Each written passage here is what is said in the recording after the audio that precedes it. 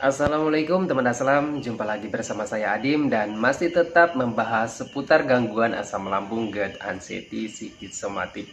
Gimana teman-teman kabarnya? Semoga kabar kalian dengan keadaan yang semakin membaik terlepas dari lingkaran gangguan asam lambung, GERD, anxiety, psikosomatik. Seperti biasa ya teman-teman, di season kali ini saya akan kembali menjawab pertanyaan teman-teman yang ada di kolom komentar. Seperti apa pertanyaan dan gimana pembahasannya? Simak videonya sampai selesai. Jangan skip agar kalian mengerti, agar kalian paham. Kalau misalkan kalian mengerti, kalian paham, insya Allah kalian akan bisa lebih mudah menangani setiap sensasi dari gangguan asam lambung, GERD, anxiety, psikosomatik. Karena untuk gangguan asam lambung, GERD, anxiety, psikosomatik ini sensasinya banyak sekali teman-teman ya. Dari ujung kaki sampai ujung kepala, sampai ujung rambut ya. Ada aja sensasinya. Kalau misalkan kaliannya belum mengerti, belum paham dengan sensasi-sensasi yang sedang kalian rasakan saat ini, itu bisa menjadi ketakutan dan kecemasan yang berlebihan. Tetapi kalau misalkan kaliannya mengerti, kaliannya paham, minimal bisa mengurangi rasa cemas kalian, rasa takut kalian terhadap sensasi-sensasi yang sedang kalian rasakan saat ini dari gangguan asam lambung, GERD, anxiety, psikosomatik. Oke, sebelum saya mulai videonya menjawab pertanyaan-pertanyaan teman-teman yang ada di kolom komentar, perlu digarisbawahi dulu teman-teman ya. Di sini saya hanya sekedar sharing pengalaman pribadi saya saat terkena gangguan asam lambung, GERD, anxiety, psikosomatik. Saya bisa sembuh, bisa beraktivitas kembali ya teman-teman ya.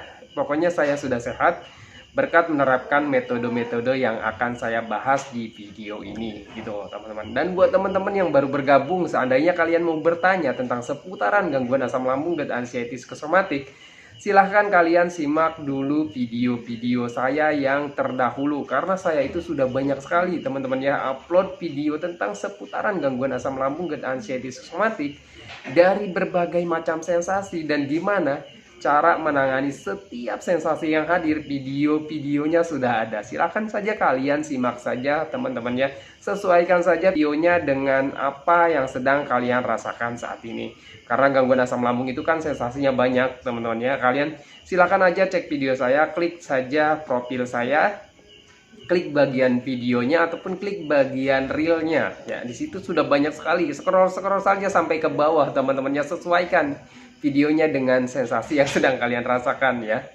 Oke, kembali lagi ke pertanyaannya. Di sini saya sudah catatkan beberapa, bukan beberapa sih sebenarnya, banyak teman-teman ya, banyak sekali pertanyaan-pertanyaan di kolom komentar, dan di sini sudah saya catat, dan itu belum saya catat semuanya teman-teman ya, karena banyak sekali di setiap video ini. Saya hanya sortir saja beberapa pertanyaan saja yang sering sekali ditanyakan. Sebenarnya video-videonya sebenarnya sudah ada, cuman kalian mungkin bingung carinya ataupun terlalu banyak videonya gitu teman-teman ya. Nah, di sini saya sudah banyak sekali catat ya, tetapi mungkin nanti kalau pertanyaannya itu tidak bisa terjawab semuanya, mohon dimaklum teman-teman ya, karena waktunya terbatas ya.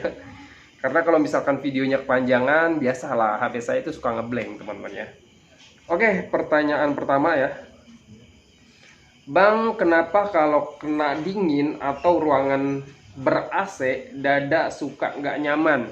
Nah gitu teman-teman ya. Untuk orang yang terkena gangguan asam lambung, GERD, anxiety, pengalaman pribadi saya, itu ketika kita belum sembuh, kalau misalkan kita belum sembuh teman-teman, itu ketika ada suhu dingin ya, semacam kayak gini ya.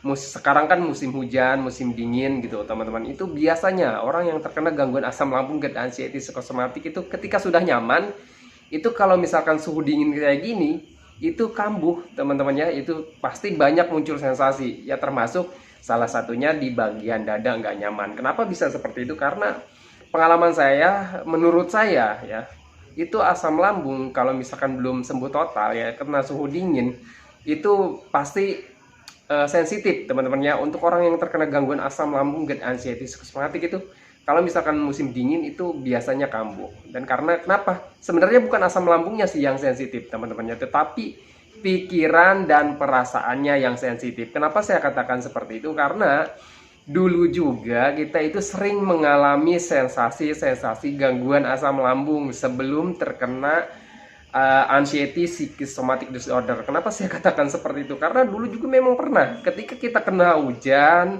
terus ataupun musim dingin seperti ini, teman-temannya musim hujan, nah itu pasti ada sensasi di tubuh kita, entah itu demam, entah itu menggigil ya, entah itu mual gitu teman-teman ya, entah itu masuk angin. Nah itu semuanya kan dari sensasi dari asam lambung sebenarnya. Ketika musim hujan itu orang yang nggak perlu orang yang terkena gangguan asam lambung GERD anxiety, orang normal ketika musim hujan pasti sering masuk angin, sering ada sensasi teman-temannya, entah pegal-pegal, entah apa aja ya teman-temannya, entah di bagian dada gitu teman-teman. Cuman bedanya untuk orang yang terkena gangguan asam lambung GERD anxiety ini, karena pikiran dan perasaannya sensitif, ketika ada sensasi mereka itu tidak mau menerima perubahan ke hal-hal yang negatif, termasuk sensasi asam lambung ketika musim dingin gitu teman-teman. Sebenarnya untuk gangguan asam lambung itu rumahan teman-teman ya. Coba kalian flashback deh, dulu waktu musim dingin, musim hujan itu sering gak sih yang mengalami yang namanya sensasi begah gitu teman-teman ya, ataupun mual, ataupun dadanya nggak nyaman gitu teman-teman. Sebenarnya kita dulu pernah mengalami, cuman dulu itu kita cuek ya, karena ya mental kita belum terkena gitu teman-temannya. Mental kita itu dulu masih mental baja, dan sekarang mental kita itu menjadi mental tempe. Karena apa? Karena adanya trauma ya teman-teman, karena adanya trauma dari awal-awal kita terkena gangguan asam lambung GERD anxiety psychosomatic, ataupun dari awal-awal kalian itu terkena gangguan asam lambung ataupun GERD ya, ataupun karena kaliannya terlalu sering berpikir bahwa penyakit yang kalian rasakan itu penyakit yang berbahaya, terus saja berpikir seperti itu. Alhasil tubuh kalian itu jadi waspada terus ya teman-temannya, jadi sensitif tubuh kaliannya. Nah itulah teman-temannya, orang-orang yang terkena gangguan asam lambung dihinggapi yang namanya anxiety psychosomatic disorder gitu teman-teman. Jadi menurut saya wajar ya ketika orang yang terkena gangguan asam lambung GERD anxiety psychosomatic itu mengalami yang namanya sensasi ketika sudah nyaman, dan kalian itu ketika musim dingin ataupun masuk ke ruangan ber-AC ataupun ruangan yang dingin itu biasanya sensasinya muncul gitu teman-teman. Yang itu pertama biasanya sudah tertanamkan di pikiran, nih kalau misalkan cuaca dingin pasti saya kambuh, ataupun ketika terkena suhu dingin pasti saya kambuh. Nah itu di awal-awalnya dari pikiran. Nah itulah psikosomatik teman-teman ya. Ketika kalian terus berpikir seperti itu, dan ketika kalian terus berpikir hal negatif seperti itu tubuh kaliannya akan merespon dengan sendirinya. Karena apa? Karena kalian terus berpikir seperti itu berulang-ulang gitu teman-temannya. Itulah kekuatan pikiran, itulah kekuatan psikosomatik teman-temannya. Karena ketika kalian terus berpikir dengan hal yang menakutkan, itu akan terjadi sensasi di tubuh kalian gitu teman-teman. Itulah respon tubuh kalian gitu teman-teman. Penanganannya gimana? Kalau untuk saya sih, yang pertama belajar cuek aja teman-teman ya. Belajar cuek, belajar masa bodoh. Intinya sensasi ini hanya sementara gitu teman-teman ya, nggak akan terus-terusan kita rasakan gitu. Kalau misalkan terus sudah kitanya berpikir terus seperti itu, nanti terbiasa dengan suhu dingin, suhu apapun, suhu panas, suhu dingin gitu teman-temannya, itu nanti kalian akan terbiasa teman-teman. Kalian cuek aja, enjoy aja gitu teman-temannya. Terus kalau misalkan kalian gak nyaman, kalian bisa minum tolak angin, bisa minum air hangat gitu, bisa minum madu, bisa minum apa aja gitu teman-teman ya. Yang penting minumnya itu jangan yang susu ya, jangan kopi gitu teman-teman ya. Oke ya, itu yang pertama ya. Terus yang kedua, bang kok saya cenderung selalu pucat, kenapa ya bang? Pucat ya, untuk sering pucat itu wajar teman-temannya untuk orang-orang yang terkena gangguan asam lambung GERD anxiety. Kenapa sih saya katakan wajar? Ya karena kita lagi sakit teman-temannya. Yang pertama kita terkena gangguan cerna ya, gangguan asam lambung ataupun GERD-nya itu kan kita terkena gangguan cerna. Kita itu lagi sakit teman-temannya. Kalau misalkan asam lambungnya belum membaik, GERD-nya belum membaik, kita itu masih sakit ya, bisa dikatakan sakit. Karena apa? Yang karena itu medis ya, terkena gangguannya medis gitu. Ya terus selalu terlihat pucat ya teman-teman, itu wajar. Karena kitanya lagi sakit, mungkin kebutuhan untuk tubuh kita itu belum terpenuhi ya. Yang pertama dari makan ya, mungkin masih kurang ya. Karena untuk orang yang terkena gangguan asam lambung itu kan makan itu nggak selera, nggak nafsu teman-temannya. Apalagi kalian yang menjaga pola makan, yang menjaga asupan makan, seperti tidak bisa makan normal seperti dulu gitu teman-temannya, ya otomatis berarti kebutuhan untuk tubuh kaliannya belum terpenuhi gitu teman-temannya. Wajar ya kalian itu pucat. Terus yang keduanya mungkin kalian itu kurang gerak ya, kurang berjemur, terus juga jarang mandi gitu ya. Untuk pengalaman saya waktu terkena gangguan asam lambung GERD anxiety itu, dulu juga saya jarang mandi, jarang bergerak, jarang kena sinar matahari gitu teman-teman. Terus yang ketiganya, bisa jadi kalian itu terlalu stres teman-teman ya, karena untuk orang yang terkena gangguan asam lambung GERD terus ada anxiety-nya. Anxiety itu kan psikis teman-teman, dan itu adalah stres teman-temannya.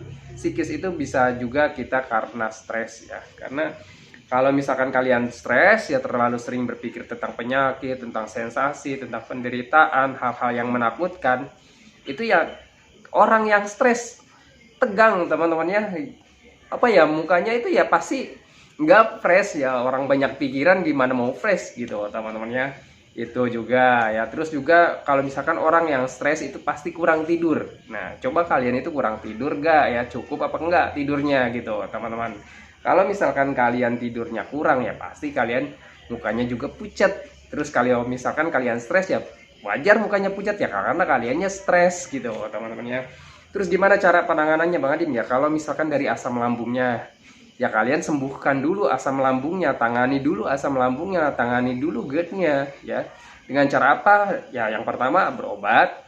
Ya terus yang kedua jaga pola makannya ya teman-teman ya. Hindari aja dulu deh makan makanan yang membuat ataupun pemicu asam lambung. Kenapa harus jaga pola makan? Ya karena kalau misalkan medisnya yang terganggu, ya dokter juga menyarankan jaga dulu pola makannya gitu teman-teman ya. Hindari makanan-makanan pemicu asam lambung berlebihan gitu teman-teman ya. Terus kalau misalkan kalian itu ada stresnya, terlalu banyak berpikir ataupun terlalu sering berpikir tentang sensasi, tentang penyakit, tentang penderitaan, jaga pola pikirnya teman-teman ya. Jangan banyak mikir ini itu ya. Kalau misalkan kalian sudah didiagnosa oleh dokter hanya asam lambung ataupun GERD, ya sudah teman-temannya, itu gangguan rumahan, itu gangguan, bukan gangguan yang bahaya gitu teman-temannya. Kalau itu gangguan yang berbahaya, dokter akan melakukan penanganan yang apa ya, fokus gitu teman-teman ya, yang penanganan yang harus ditangani gitu teman-teman ya. Kalau misalkan orang sakit parah pasti ada penanganan khusus gitu teman-teman ya, tetapi kan kalian hanya diresepkan obat-obatan aja gitu teman-teman ya. Itu juga paling lama 1 ataupun 2 bulan gitu teman-teman ya. Sepengalaman saya seperti itu. Saya ketika berobat ke dokter itu paling diresepkan obatnya yang pertama 1 minggu ya, nanti katanya balik lagi gitu ya. Itu selama 1 bulan biasanya. Terus karena sayanya itu dulu selalu ngeyel teman-teman ya, saya dulu nggak menyadari bahwa saya itu terkena psikis ataupun mental ataupun anxiety psychosomatic disorder. Itu saya selalu bolak-balik rumah sakit. Selama 7 bulan saya selalu bolak-balik rumah sakit teman-teman ya. Dan alhasil apa? Hasilnya nol teman-teman ya. Karena apa? Karena pikirannya selalu berpikir bahwa saya itu gangguannya berbahaya, penyakitnya berbahaya gitu teman-teman ya. Padahal dokter hanya meresepkan obat-obatan, dokter nggak nyuruh saya inilah itulah, enggak teman-teman ya. Nggak, dokter itu nggak melakukan penanganan yang apa ya, yang darurat gitu teman-teman ya, karena dokter tahu karena ya hanya gangguan asam lambung gitu teman-teman. Oke ya, jadi itu saja ya teman-teman ya. Kalau misalkan kalian pucat, kalau misalkan pucat itu kan bisa dari pencernaan ya, tangani pencernaannya teman-temannya, asam lambungnya, jaga pola makannya ya teman-teman. Hindari makanan-makanan pemicu gangguan asam lambung. Terus juga jaga pola pikirnya teman-teman ya. Jangan selalu berpikir hal-hal negatif tentang penderitaan, tentang penyakit. Yakin aja dengan diagnosa dokter. Terus juga rutin olahraga, kalian jaga pola hidupnya gitu teman-temannya. Olahraganya yang ringan-ringan saja ya, seperti jalan kaki ya, terus berjemur di depan rumah aja awal-awal nggak apa-apa seperti itu. Kalau misalkan kalian masih sering lemes ya teman-teman, keliangan, ya udah kalian olahraganya yang ringan dan yang jangan jauh-jauh dulu, tetapi kalian juga harus mengupayakan latihan gitu teman-teman ya. Nanti kalau misalkan sudah sering di depan rumah, di pelataran rumah, dekat-dekat rumah, nanti latihan agak jauhan gitu teman-teman. Nggak akan terjadi apa-apa kok, selama kebutuhan untuk tubuh kaliannya terpenuhi dari makan, minum, dan istirahat malam gitu. Kaki tangan menguning, apakah efek dari asam anxiety? Untuk kaki tangan menguning teman-temannya, telapak tangan sih utamanya teman-teman. Kalau yang sering saya perhatikan itu di bagian telapak tangan dan telapak kaki. Selain saya selalu bercermin, memperhatikan wajah saya, memperhatikan mulut saya teman-teman ya, memperhatikan telapak tangan dan telapak kaki itu menguning, itu ciri khasnya orang-orang yang terkena gangguan asam lambung, GERD, anxiety, psikosomatik itu seperti itu teman-teman ya. Apapun selalu diperhatikan dengan detail teman-teman ya. Yang pertama itu dari muka itu sering bercermin.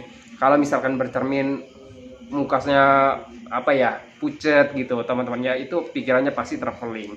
Terus ketika lihat telapak tangan, telapak kaki terus menguning, itu pikirannya juga traveling, jangan-jangan ini penyakit parah, jangan-jangan saya sakit parah gitu teman-teman ya. Kalau pengalaman saya juga dulu mengalami itu teman-temannya, dan memang ciri khasnya orang yang terkena gangguan asam lambung, GERD, anxiety, psikosomatik itu seperti itu, selalu memperhatikan fisiknya teman-temannya, selalu memperhatikan hal-hal kecil sekalipun diperbesar gitu teman-temannya. Untuk telapak tangan, telapak kaki menguning teman-temannya, ini pengalaman saya teman-temannya.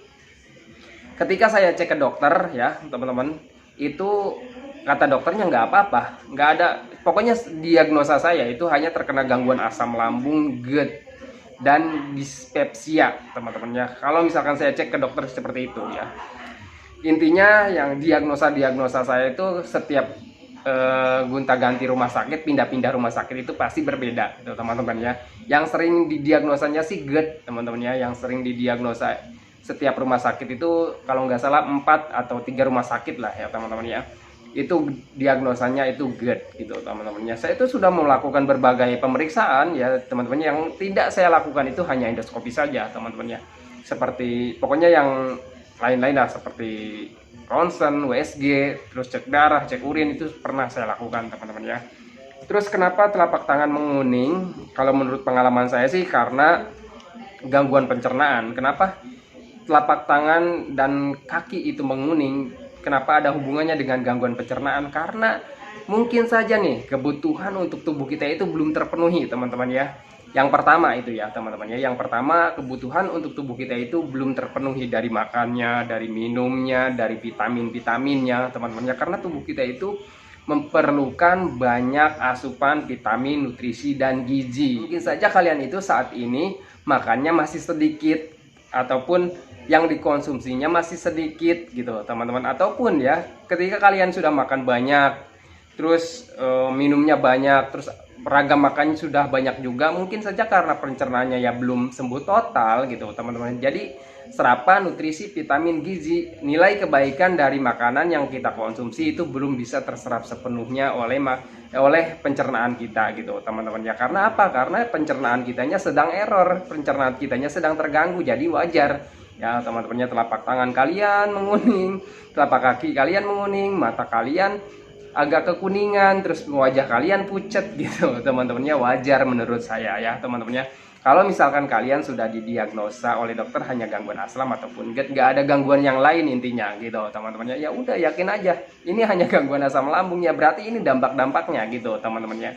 Itulah ya teman-temannya, menurut pengalaman saya seperti itu. Kalau misalkan kalian ingin memastikan lebih detailnya, lebih jelasnya, lebih baik kalian itu periksakan dulu ke dokter, konsultasi dengan dokter gitu teman-temannya. Ini saya sharing sepengalaman saya, memang seperti itu, saya mengalami hal yang sama gitu teman-temannya. Jadi itu yang pertama, mungkin dari pencernaan kita belum sembuh total, jadi serapan nutrisi, vitamin, gizi dari makanan-makanan yang kita konsumsi itu belum terserap sempurna oleh pencernaan kita gitu ya. Mungkin saja seperti itu. Kalau misalkan kalian belum makannya belum banyak, perbanyak makannya gitu ya. Jadi jangan terlalu banyak yang dipantang teman-teman ya.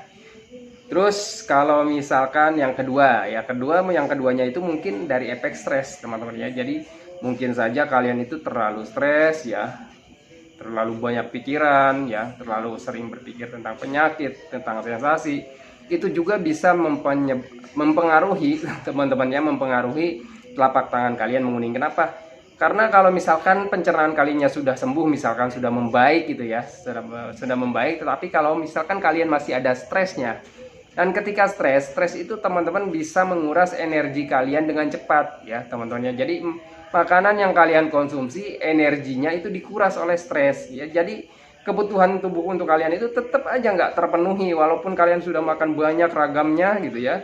Ya tetap aja kalau misalkan stresnya tidak terkendalikan, tidak terkelola ya, nutrisi, vitamin, gizi dari makanan-makanan yang kalian konsumsi itu dikuras oleh stresnya, energinya teman-teman ya. Energinya jadi dikuras oleh stres, ya tetap aja tubuh kalian itu ya belum terpenuhi kebutuhannya gitu teman-teman ya. Terus juga kalau misalkan kalian stres pasti kurang tidur gitu ya, jadi itu juga bisa mempengaruhi. Atau juga yang ketiganya, kalian itu kurang gerak, kurang berjemur gitu teman-teman ya. Jadi sebenarnya sama aja dengan yang tadi ya teman-teman ya.